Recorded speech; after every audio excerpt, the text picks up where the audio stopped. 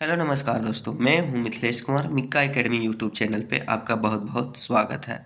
सामाजिक अध्ययन geography class 7। आज हम लोग टॉपिक अध्ययन करने वाले हैं हमारी बदलती पृथ्वी। इसमें हम लोग देखेंगे हमारी पृथ्वी है सो किस तरह बदल रही है या क्या क्या परिवर्तन होता जा रहा है। और बता दें दोस्तों, अधिगम के लिए मिक्का एकेडमी यूट्यूब चैनल को आप लोग सब्सक्राइब कर सकते हैं। नेक्स्ट हम लोग अध्ययन की ओर बढ़ते हैं। क्लास 7 का चैप्टर 3 है हमारी बदलती पृथ्वी। इसमें हम लोग देखते हैं कि स्थल मंडल अनेक प्लेटों में विभाजित है। जो स्थल मंडल है वह है सो अनेक प्लेटों में खंडित है, जिन्हें हम लोग है सो स्थल मंडलीय प्लेट कहते हैं। आपको यह जानकर आश्चर्य होगा कि ये प्लेट हमेशा धीमी गति से चारों तरफ घूमती रहती है। और यह जानकर आश्चर्य होगा कि प्लेट है सो धीमी गति में चारों तरफ घूमती रहती है। प्रत्येक वर्ष केवल कुछ किलोमीटर के लगभग पृथ्वी के अंदर पिघले हुए मैग्मा में होने वाली गति के कारण ऐसा होता है। और जो पृथ्वी के अंदर पिघले हुए मैग्मा होती है उसी के कारण यह गति होते रहता है। पृथ्वी के अंदर पिघला हुआ मैग्मा एक वृत्तीय रूप में घूमता है। पृथ्वी के अंदर जो पिघला हुआ मैग्मा है वह किस तरह घूमता रहता है? वृत्तीय रूप में घूमता रहता है, जैसा कि क्रियाकलाप में दिखाया गया है। बता दें दोस्तों, एनसीईआरटी द्वारा इसमें है सो क्रियाकलाप दिया हुआ है।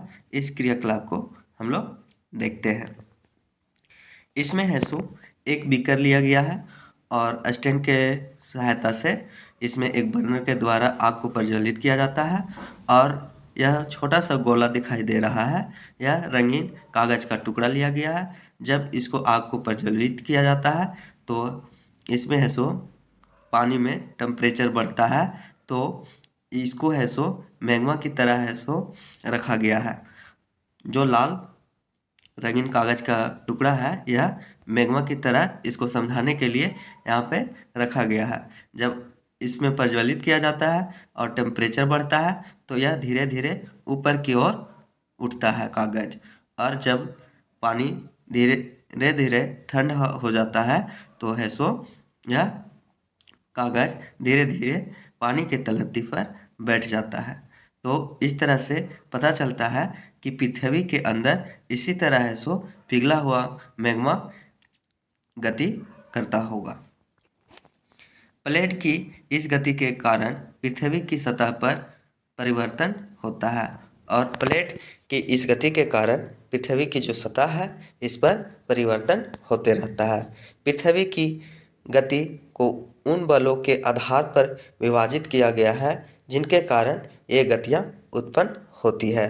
जो बल पृथ्वी की आंतरिक भाग में घटित होते हैं उन्हें अंतर्जनित बल कहते हैं, यानी इंडोजेनिक फोर्स कहते हैं, जो पृथ्वी के आंतरिक भाग में घटित होता है। और जो पृथ्वी की बाह्य बल में घटित होता है उसे बहिर्जनिक बल कहते हैं।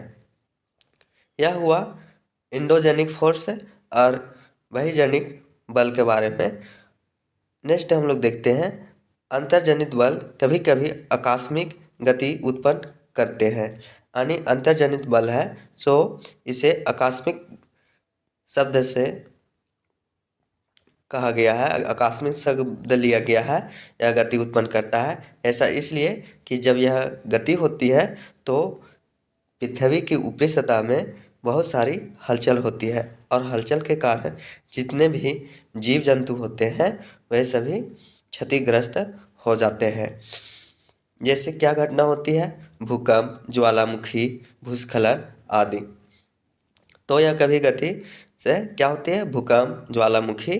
इसलिए है सो इसे आकस्मिक गति के कारण पृथ्वी की सतह पर अत्यधिक हानि होता है और इसलिए इसे आकस्मिक गति भी कहते हैं। नेक्स्ट यहाँ पे दिया हुआ है स्थल रूपों का विकास, पृथ्वी की गति। इसमें हम लोग देखें अंतर्जनित बल जो पृथ्वी के आंतरिक भाग में हो, बहिर्जनित बल जो कि पृथ्वी के बाहरी ऊपर पट्टी की ओर हो। इसमें अंतर्जनित बल में देखें कि आकस्मिक बल, और आकस्मिक बल के अंतर्गत क्या होता है? भूकंप, ज्वालामुखी, भूस्खलन। आखिरकार यह तीनों पृथ्वी की ऊपरी सतह पर इस तरह की घटनाएं होगी तो जितना भी जीव जंतु है सभी को है सो समस्या का सामना करना पड़ेगा। पटल विरूपण बल, इसमें है सो पर्वत निर्माणकारी बल होता है। बहिर्जनित बल में देखते हैं अपर्दन और निक्षेपण। इसमें है सो नदियों के बहाव के कारण अपर्दन भी होता है और निक्षेपण भी होता है। पवन के कारण भी होता है, समुद्री तरंगे के कारण भी होता है और हिमनद के जरिए भी अपर्दन और निक्षेपण होते रहता है। और इस तरह से है सो स्थल का रूप भी परिवर्तन होते रहता है। स्थल मंडलीय प्लेट, यहाँ पे कुछ शब्दावली दिया हुआ। भूपरपट्टी में अनेक बड़ी एवं कुछ छोटी कठोर असमान आकार की प्लेटें होती हैं जिन पर महाद्वीप एवं महासागर की सतह टिके है।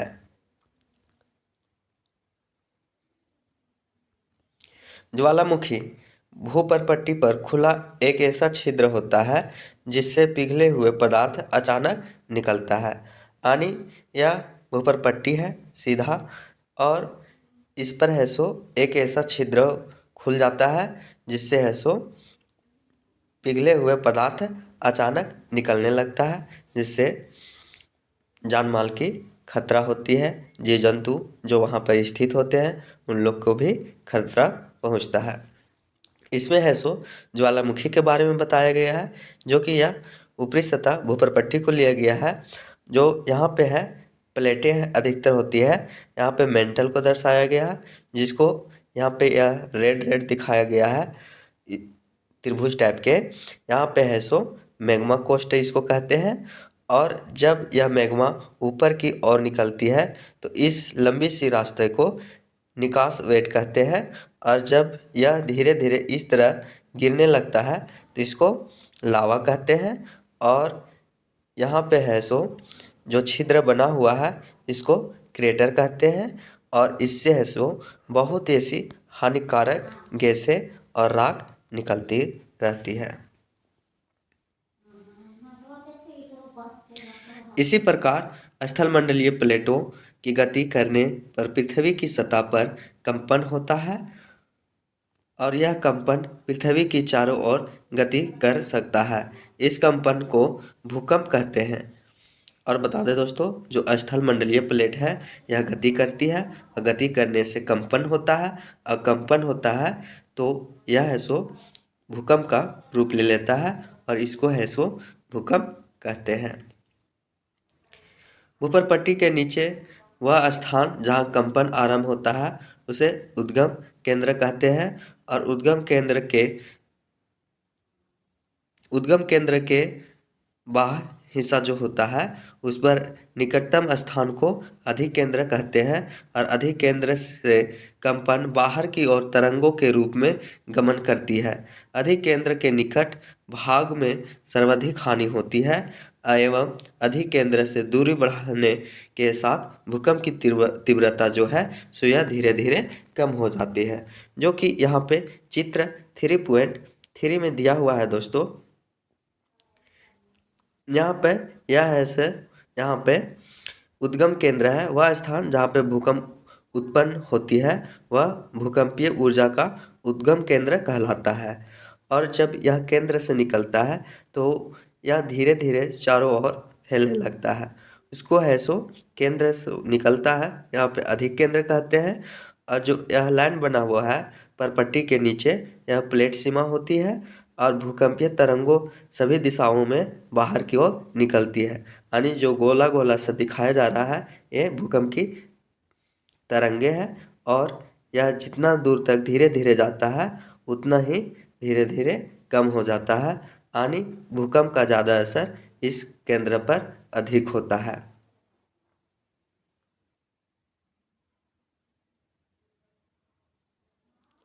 यहाँ पे दिया हुआ है भूकंपीय तरंगे 3 प्रकार की होती है। पहला पी तरंगे अथवा अनुदैर्घ्य तरंगे, एम तरंगे अथवा अनुप्रस्थ तरंगे और एल तरंगे अथवा पृष्ठीय तरंगे। इन तरंगों के गुणधर्म विश्वकोश से ज्ञात करने का प्रयास कीजिए। जो इसको बोल दिया है डिक्शनरी से देखने के लिए, वर्ल्ड डिक्शनरी से।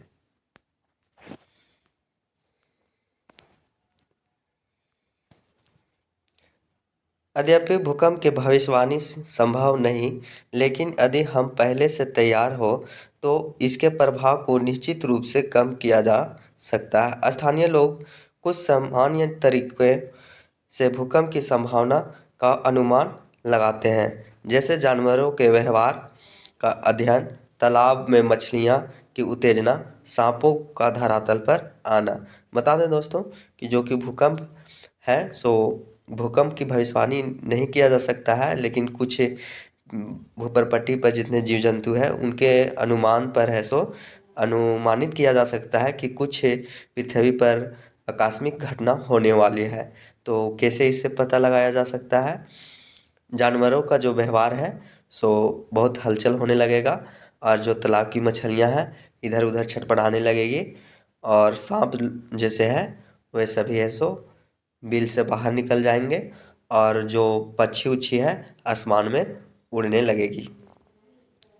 इस तरह से है सो अनुमान लगाया जा सकता है। यहाँ पे कुछ चित्र दिखाया गया है 3.4 में, जो कि है सो गुजरात में भूकंप द्वारा विनाश हुआ था।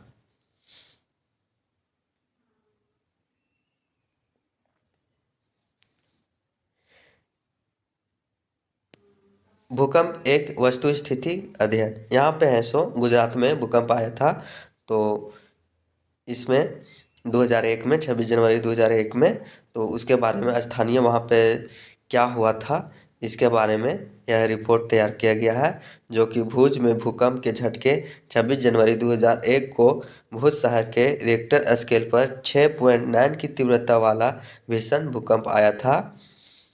इसमें है सो स्कूल का सर्वाधिक प्रभावित, स्कूल की इमारतें गिरने से कम 971 छात्रों एवं 31 शिक्षकों की मौत की आशंका अनुमानित लगाई गई थी। उस समय यह इतना जान माल की खतरा हुई थी। और इसमें भुज की तबाही, शहर में आग, यहाँ पे छठा में दिया हुआ भूकंप प्रभावित क्षेत्र आपातकाल की घोषणा, इसमें अलर्ट कर दिया गया था, राष्ट्रपति ने आपातकालीन स्थिति की घोषणा की थी। तो यह सभी हुआ था जो कि भूकंप से संबंधित है। क्या आप जानते हैं, यहाँ पर दिया हुआ इम्पोर्टेंट है, भूकंप का मापन एक यंत्र से किया जाता है जिसे भूकंप लेखी कहते हैं। भूकंप की तीव्रता रिएक्टर स्केल पर मापी जाती है। जिस भूकंप की तीव्रता 2.0 अथवा उससे कम होती है उसका प्रभाव नहीं के बराबर होता है, और जिस भूकंप की तीव्रता 5 से अधिक होती है वह वस्तुओं को गिराने से क्षति पहुंचा सकता है। जिससे भूकंप की तीव्रता 6 से अथवा उससे अधिक होती है वह बहुत शक्तिशाली होती है, और जिसकी तीव्रता 7 अथवा अधिक होती है वह सर्वाधिक शक्तिशाली समझा जाता है, और इसमें बहुत ज़्यादा जान माल खतरा होने की संभावना होती है। यहाँ पे कुछ दिया हुआ है, भूकंप से बचाव की तैयारी। भूकंप के दौरान कहाँ आश्रय लें? सुरक्षित स्थान, रसोई एवं काउंटर या मेज के नीचे, दीवार के अंदरूनी कोने में छुपने के लिए बोला जा रहा है। इनसे दूर रहें। आग वाले स्थान, चिमनी के आसपास तथा टूट सकने वाली खिड़कियां, दर्पण और तस्वीर फ्रेम से दूर रहें। पहले से ही तैयार रहें। अपने दोस्तों एवं परिवार सदस्यों के बीच जागरूकता फैलाएं एवं आपदा का सामना विश्वास से करें।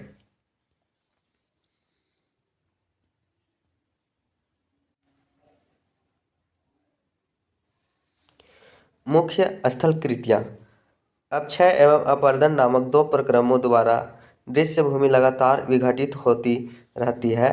पृथ्वी की सतह पर शैलों के टूटने से अपक्षय की क्रिया होती है। भूदृश्य पर जल, पवन एवं हिम जैसे विभिन्न घटकों के द्वारा होने वाली क्षय को अपरदन कहते हैं। अपरदन किसे कहते हैं? जल, पवन, हिम जैसे विभिन्न घटकों के द्वारा होने वाली क्षय को है सो अपरदन कहते हैं। वायु, जल आदि अपरदित पदार्थ को एक साथ से दूसरे स्थान पर एक स्थान से दूसरे स्थान पर ले जाते हैं और फलस्वरूप एक स्थान पर निक्षेपित करते हैं। यानी वायु के द्वारा मान लिया जाए एक स्थान से धूल कण को उड़ाकर किसी दूसरे जगह पर गिरा दिया। कभी कभी आप लोग सुने होंगे कि रेगिस्तान में टिल्ले बन जाते हैं। तो किस कारण से टिल्ले बन जाते हैं? वायु के कारण। हवा का बहाव इतना रहता है कि रेत कण सभी उड़ कर चल जाते हैं और वहाँ पे टिल्ला की तरह निर्माण कर देते हैं, जहाँ पे जब हवा की तीव्रता कम हो जाती है। ये प्रक्रम पृथ्वी के धरातल पर विभिन्न स्थल कृतियों का निर्माण करते हैं। नदी के कार्य। नदी के जल दृश्य भूमि का अपर्दन होता है और जो भूमि का अपर्दन है नदी के माध्यम से भी होता है। बता दें दोस्तों कि जब नदी में वर्षा ऋतु में अत्यधिक मात्रा में है सो वर्षा होती है तो पानी के बहाव के कारण नदी का जो किनारा हिस्सा रहता है उसको है सो बहाकर ले जाता है। और जब बहाकर ले जाता है तो वैसे स्थान पर जहाँ पानी की स्थिरता हो जाती है तो वैसे क्षेत्र में उस मिट्टी को है सो छोड़ देती है और वह क्षेत्र मैदानी में बदल जाता है और इस तरह से है वहाँ पे एक मैदानी रूप ले लेता है और वह ऐसा माना जाता है और वैसा क्षेत्र है सो कृषि के लिए बहुत उपयोगी होता है।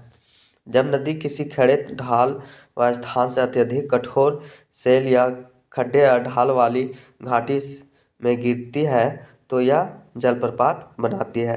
नदी के कार्य में बताया गया है कि जब नदी है सो ऊपर से नीचे की ओर गिरती है तो जो सेल या खड्डे होती है वह ढाल वाली घाटी में जब गिरती है तो यह है सो क्या जलप्रपात बन जाता है। यानी कहने का मतलब है कि कोई नदी है पहाड़ से नीचे गिर रही है तो गिरने के क्रम में जो पानी के बहाव हुआ उससे सो नीचे धरातल पे गड्ढा कर दिया और जो प्रक्रिया बन गया गिरने का वह है सो जलप्रपात उसको हम लोग कहते हैं। जैसे झारखंड में भी है हुंड्रू जलप्रपात और बहुत सारे जलप्रपात हैं। क्या आप जानते हैं विश्व में हजारों छोटे जलप्रपात हैं? सबसे ऊंचा जलप्रपात दक्षिण अमेरिका के वेनेजुला एवं एंजेल जलप्रपात है।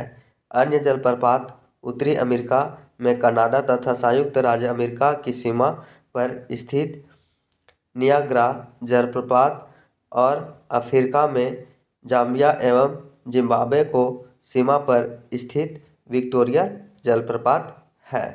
यह बता दें दोस्तों जितना भी है जो कि इसमें दिया गया है एग्जाम के दृष्टिकोण से बहुत इम्पोर्टेंट है, जो कि विश्व में हजारों छोटे जलप्रपात हैं। इसमें यहाँ से प्रश्न बनाएगा सबसे ऊंचा जलप्रपात दक्षिण अमेरिका के वेनेजुला का एंजल जलप्रपात है और अन्य जलप्रपात उत्तरी अमेरिका में कनाडा तथा संयुक्त राज्य अमेरिका की सीमा पर भी स्थित है जो कि नियाग्रा जलप्रपात है और अफ्रीका में जाम्बिया एवं जिम्बाब्वे को की सीमा पर है सो विक्टोरिया जलप्रपात स्थित है। तो पूछ सकता है कि जिम्बाब्वे में है सो कौन सा जलप्रपात है? तो विक्टोरिया जलप्रपात है।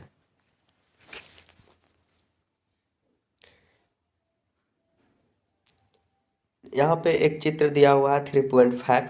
इसमें है सो एक जलप्रपात के बारे में दिखाया गया है जो कि ऊपर से गिरती हुई धारा को नदी की बता रहा है और यहाँ पे कठोर सेल को दर्शाया जा रहा है। जल की शक्ति को यहाँ बतलाया जा रहा है काटते हुए मृदु सेल।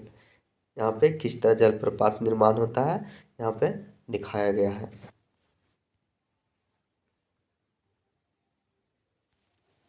यहाँ पे कुछ नदी के बारे में है। जब नदी मैदानी क्षेत्र में प्रवेश करती है तो वह मोड़दार मार्ग पर बहने लगती है और जब नदी है सो मैदानी क्षेत्र में प्रवेश करती है पठारी इलाके से तो वह मोड़दार मार्ग बहने लगती है। नदी के इन्हीं बड़े मोड़ों को है सो विसर्प कहते हैं। देख रहे हैं यहाँ पे चित्र में है सांप की जैसा टेढ़ा मेढ़ा तो इसलिए है सो इसे विसर्प कहते हैं। इसके बाद विसर्पों के किनारे पर लगातार अपर्दन एवं निक्षेपण शुरू हो जाता है। विसर्प लूप से सिरे निकट आते जाते हैं। समय के साथ साथ विसर्प लूप नदी से कट जाता है। और इसी तरह है सो जो यहाँ पे है विसर्प जो दर्शाया गया है यह विसर्प है और लूप नदी से कट जाता है और एक अलग झील बनाते हैं जैसे चाप झील कहते हैं। यानी जो नदी है अभी इस तरह इधर से बह रही है, फिर इसके बाद है सो धीरे धीरे इसका है सो बहाव दूसरे साइड हो जाएगा। और यहाँ पे अगर मान लिया जाए इस तरह कट गया तो यह जो दिखाया गया है इसको हम कह सकते हैं चाप झील कहते हैं। इस तरह से कट के जो बन गया वह चाप झील कहते हैं। एक अलग झील बन जाते हैं जिसे चाप झील भी कहते हैं। कभी कभी नदी अपने तटों से बाहर बहने लगती है, फलस्वरूप निकटवर्ती क्षेत्रों में बाढ़ आ जाती है। बाढ़ के कारण नदी के तटों के निकटवर्ती क्षेत्र में महीन मिट्टी एवं अन्य पदार्थों का निक्षेपण करती है। ऐसी मिट्टी पदार्थों को अवसाद कहते हैं। और जब अपने साथ नदी है सो बहुत सारी मिट्टी का गाद लेकर आती है तो इसको है सो हम लोग अवसाद कहते हैं। इससे समतल उपजाऊ बाढ़कृत मैदान का निर्माण होता है।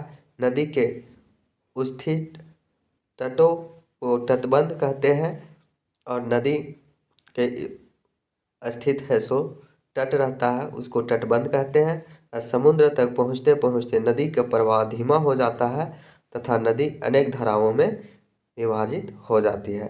आप लोग देख सकते हैं जो मैप है भारत की जिसमें देखें कि गंगा नदी का है सो कितना उसका अनेक अनेक धाराओं में विखंडित हो गया है। और बाद में बंगाल की खाड़ी जो यहाँ पे दिखाया गया है उसमें है सो मैप में देखिएगा कि बंगाल के खाड़ी में कितना सारा धाराएं बनी हुई है।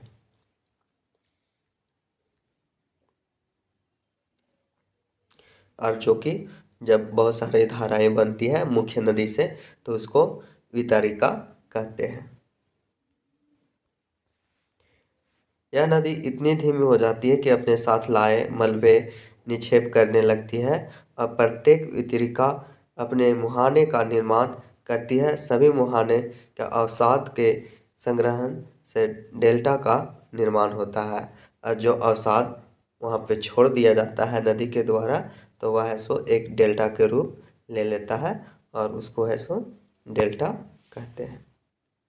नेक्स्ट हम लोग देखेंगे समुद्री तरंग के कार्य। समुद्री तरंग के अपर्दन एवं निक्षेपण तटीय स्थलाकृतियाँ बनाते हैं। समुद्र के लगातार सैलों से टकराती रहती है जिससे दरार विकसित होता है। समय के साथ साथ बड़ी और चौड़ी होती जाती है। इनको समुद्र गुफा कहते हैं जो कि यहाँ पे दिखाया गया है। और यहाँ पे है सो बहुत बड़ा चट्टान है और जब समुद्र की लहरें हैं सो इधर से उधर हवा के माध्यम से टकराती है तो जो चट्टान होता है वह कट जाता है और यहाँ पे है सो समुद्री गुफा इसको कहते हैं।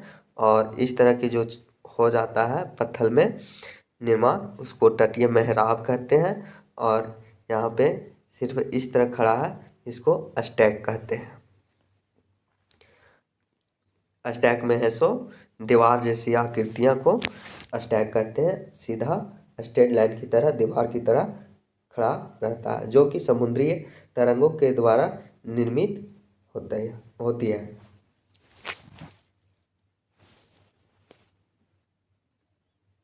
नेक्स्ट हम लोग पढ़ेंगे हिमनद के कार्य। हिमनद अथवा हिमानी बर्फ की नदियाँ होती है। हिमनद है सो इसलिए बोला गया है कि यह बर्फ से बना हुआ रहता है। और हिमनद अपने नीचे की कठोर चट्टान से ग्लेशियर मिट्टी और पत्थरों को अपरदित कर देती है और गोलाश्मी मिट्टी एवं पत्थरों से भूदृश्य का अपरदन करती है। हिमनद गहरे गर्तों का निर्माण करते हैं। पर्वतीय क्षेत्र में बर्फ पिघलने से उन गर्तों में जल भर जाता है और वे सुंदर झील बन जाते हैं। बता दें दोस्तों, जो कि पर्वतीय क्षेत्र है, इसमें बर्फ पिघलने से उन गर्तों में जल भर जाता है और वह बहुत सुंदर एक झील का रूप ले लेता है।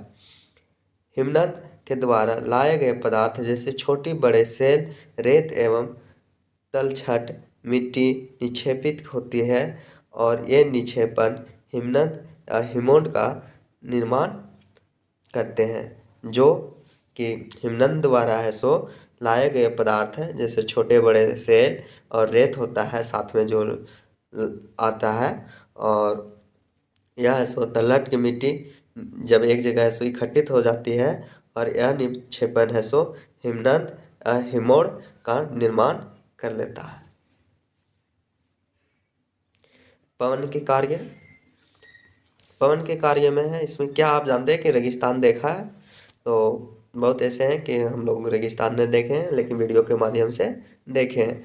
बालू टिब्बे के कुछ चित्र एकत्र करते हैं। इसमें है कि पवन है, जब हवा बहती है तो हवा के बहाव से, प्रेशर से एक जगह से दूसरे जगह कण को है सो जाकर बालू को, ढेर को है सो इकट्ठित कर देती है। जब हवा की गति कम हो जाती है तब देखते हैं, इसमें पढ़ लेते हैं कुछ। रेगिस्तान में पवन अपरदन एवं निक्षेपण का प्रमुख कारक है। रेगिस्तान में आप छत्रक आकार का सेल देख सकते हैं। जो रेगिस्तान में है यह छत्रक तरह के सेल है, जिन्हें सामान्यतः छत्रक सेल कहते हैं। पवन सेल की ऊपरी भाग अपेक्षित निचले भाग को आसानी से काटती है, इसलिए ऐसे सेल के आधार पर संकीर्ण एवं शीर्ष विस्तृत होता है। पवन चलने पर यह अपने साथ रेत को एक स्थान से दूसरे स्थान पर पहुंचाता है। जब पवन का बहाव रुकता है तो यह रेत गिरकर छोटी पहाड़ी बनाती है और इनको है सो बालू का टिब्बा कहते हैं। जब बालू का कण महीन एवं हल्के होते हैं तो वायु उनको उठाकर अत्यधिक दूर ले जा सकती है। जब वे बालू के कण विस्तृत क्षेत्र में निक्षेपित हो जाते हैं तो ये है सो लोएस कहते हैं। यानी कि जब हवा चलती है रेगिस्तानी क्षेत्र में तो अपने साथ है सो बहुत सारे बालू लेकर किसी स्थान पर है सो वह छोड़ देती है, तो वहाँ पे टिल्हा टाइप के बन जाता है, उसको है सो बालू टिब्बा कहते हैं। और जब हवा के माध्यम से हल्के महीन जो कण होते हैं उसको एक जगह से दूसरे जगह उठाकर ले जाती है जब हवा, तो वह है सो उस क्षेत्र को, उस क्षेत्र में क्या हो जाता है, वो बालू का कण निक्षेपित हो जाती है और इस प्रक्रिया को है सो क्या कहते हैं, लोएस कहते हैं। चीन में विशाल लोएस निक्षेप पाए जाते हैं और यह अधिकतर है सो चीन में विशाल लोएस का निक्षेप पाए जाते हैं। और बता दें दोस्तों, इस तरह से है सो जो चैप्टर 3 था यह समाप्त हो चुकी है। और इतना जब हम लोग पढ़े हैं तो इससे संबंधित कुछ प्रश्न उत्तर कर लेते हैं, जो कि एग्ज़ाम के दृष्टिकोण से बहुत इम्पोर्टेंट है। और अधिकतर एग्ज़ाम में हम लोग कम्पिटिटिव व्यू से देखें तो MCQ क्वेश्चन ज़्यादा पूछा जाता है। तो इसमें हम लोग कुछ थ्योरी पढ़ें और इससे संबंधित जो NCERT किताब द्वारा जो दिया गया है जो क्वेश्चन, इसको हम लोग कर लेते हैं। यहाँ पे दिया हुआ है सही उत्तर चिन्हित कीजिए। प्रश्न क में दिया हुआ है इनमें से कौन सी समुद्री तरंग की विशेषता नहीं है? तो सेल है सो समुद्री तरंग की विशेषता नहीं है, जो कि हम लोग देखे थे किनारा और समुद्री गुफा, ये सभी है सो समुद्र में बनते थे तरंग के माध्यम से।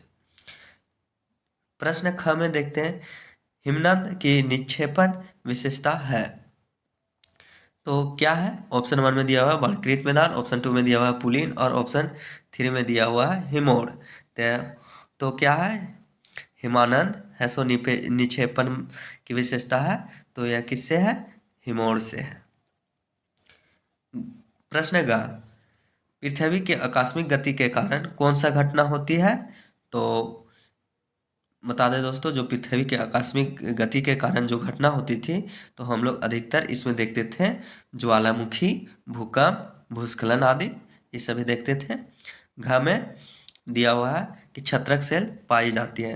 तो छत्रक सेल है सो हम लोग पढ़े थे कि वायु के बहाव के कारण, हवा के बहाव के कारण है सो एक जगह से दूसरे जगह ले जाते थे। तो कैसे क्षेत्र में, रेगिस्तानी क्षेत्र में जो बालुए कण होता था उसको ही छत्रक सेल कहते हैं। तो यह है सो रेगिस्तानी इलाके में पाई जाती है। चाप झील यह पाई जाती है। तो चाप झील हम लोग पढ़े थे कहाँ किस तरह बनती थी और यह कहाँ बनती थी। तो अधिकतर यह है सो समतलीय क्षेत्र में जब पानी की स्थिरता हो जाती है तो यह है सो नदी घाटी में बनते हुए देखे थे। और बता दें दोस्तों, इस तरह से हम लोग का चैप्टर यहाँ पे है सो चैप्टर समाप्त होती है। और हमें उम्मीद है कि यह वीडियो थोड़ा सा भी अच्छा लगा होगा। अगर थोड़ा सा भी अच्छा लगा हुआ होगा तो इस वीडियो को तहे दिल से लाइक करें, शेयर करें और सब्सक्राइब करना नहीं भूलिएगा दोस्तों। वीडियो देखने के लिए बहुत बहुत धन्यवाद। Thank you for watching video.